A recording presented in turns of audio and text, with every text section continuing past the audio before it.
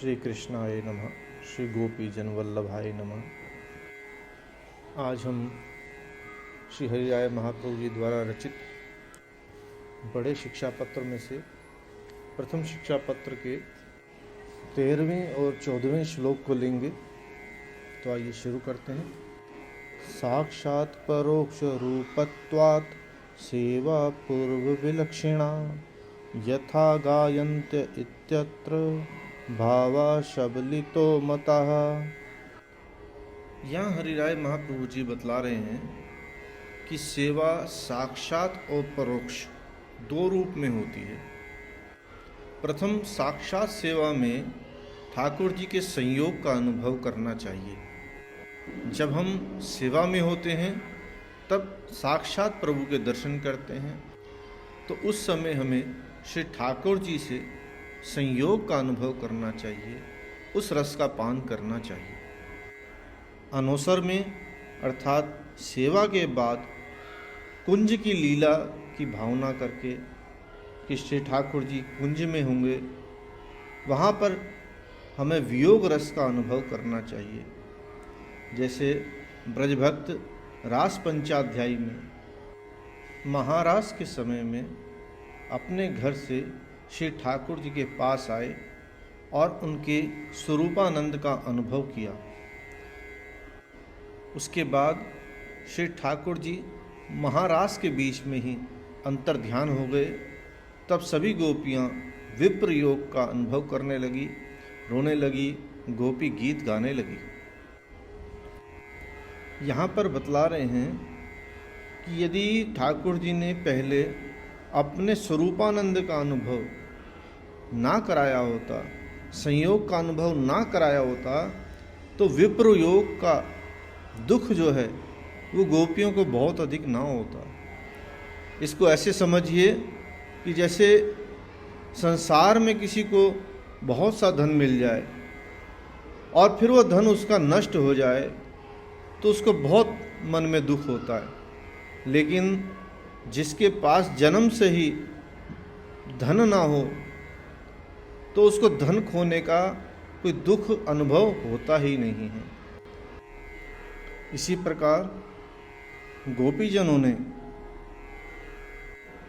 थोड़ा सा संयोग रस का अनुभव किया।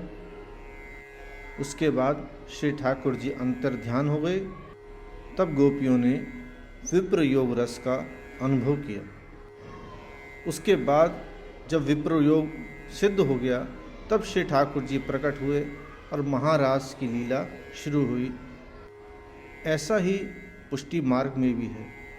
जब श्री ठाकुर जी की सेवा करें तो साक्षात स्वरूपानंद का अनुभव करना चाहिए। उस समय सेवा संबंधी संयोग जो श्री ठाकुर जी के संयोग में कीर्तन गाए जाते हैं, वह कीर्तन हमें गाने चाहिए। उस समय विप्र योग का अनुभव नहीं जताना चाहिए। और जब अनवसर हो जाए, यानी कि सेवा के बाद परोक्ष दशा में विप्र योग के कीर्तन जैसे कि वेणु गीत, युगल गीत, गोपी गीत बड़ी आतुरता के साथ ये गाने चाहिए। इस प्रकार संयोग और विप्र योग का विचार करके सेवा की जाए तो भाव आगे बढ़ता है। आगे का अगले श्लोक में बतला रहे हैं, तदुत्तरम यथा भावः केवलो विरहात्मकः फलं तथैव चात्रापि फलता केवलस्य ही।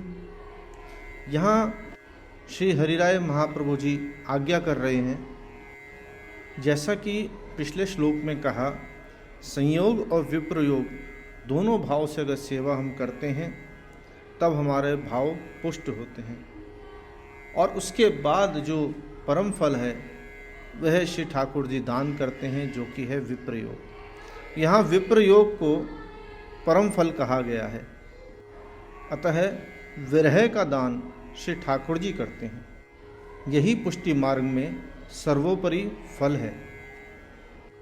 इसके बाद कोई भी फल शेष नहीं रह जाता, क्योंकि विरह की दशा में सारे पदार्थ श्री ठाकुर जी के रूप ही दिखते हैं। यह सब अपने श्री गुरु महाराज श्री आचार्य जी की कृपा से ही संभव होता है। बतलाते हैं कि इस अवस्था में पहुंचने के बाद संयोग में भी विप्र योग का अनुभव होने लगता है। कहते हैं प्रभु के दर्शन में यदि पलक भी झपक जाए तो वह भी विप्र योग का अनुभव करवाती है। प्रेमवश यही मन में आता है कि प्रभु मुझे छोड़ करके क्यों चले गए। और जब ब्रज की लीलाओं का स्मरण करते हैं तब ये मन में विचारते हैं कि प्रभु इस समय धूप में नंगे पांव गायों के पीछे कैसे चल रहे होंगे, उनके चरण कितने कोमल हैं। कभी विचार आए कि प्रभु कहीं द्वारिका ना चले जाएं, मैं उनके बिना कैसे समय बिताऊंगी। ऐसी दशा में सांसारिक देह संबंधी भोग जितने भी हैं वे सब छूट जाते हैं और एक प्रेम लक्षणा भक्ति वो प्राप्त होती है। यही मुख्य रस है। यही रस श्री लाल जी महाराज जी हमें प्रकटाते हैं जब इष्ट भाव वह गाते हैं, जय जय श्री गोपीनाथ जी इष्ट हमारे प्राण, इन लोचन ते दूर छिन होत नहीं कब ध्यान।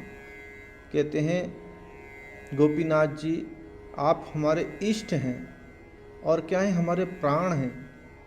प्राण कह रहे हैं श्री लाल जी महाराज गोपीनाथ जी को। और इन लोचन ते दूर छिन होत नहीं कब ध्यान, कि इन नैनों के आगे से आपका ध्यान कभी भी नहीं जाता है। कहते हैं प्राण देह में तब पड़े जब गाऊं प्रिय गाथ, कि मेरे शरीर में तो प्राण ही तब आते हैं जब आपका ये प्रिय गान में गाता हूँ। और श्री लाल दास हृदय चुभ रहे प्रभु श्री गोपीनाथ।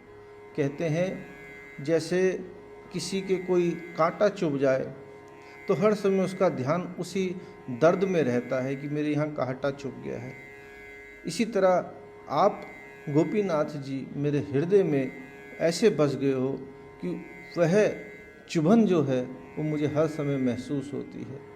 और क्यों ना हो, श्री गोपीनाथ जी का स्वरूप भी तो टेढ़ा है, क्योंकि एक बार टेढ़ी वस्तु कहीं जाके फंस जाए तो जल्दी से निकलती नहीं है। ऐसे ही गोपीनाथ जी श्री लाल जी महाराज जी के हृदय में बसे हुए हैं और उसकी चुभन वह महसूस करके यह गाथ, ये इष्ट भाव गा रहे हैं। तो वो हमें विप्र योग का अनुभव करवा रहे हैं कि कितना विप्र योग हमारे श्री लाल जी महाराज जी के अंदर है, क्योंकि वह परम भगवदीय वैष्णव है। आज के सत्संग को यहीं विराम देते हैं।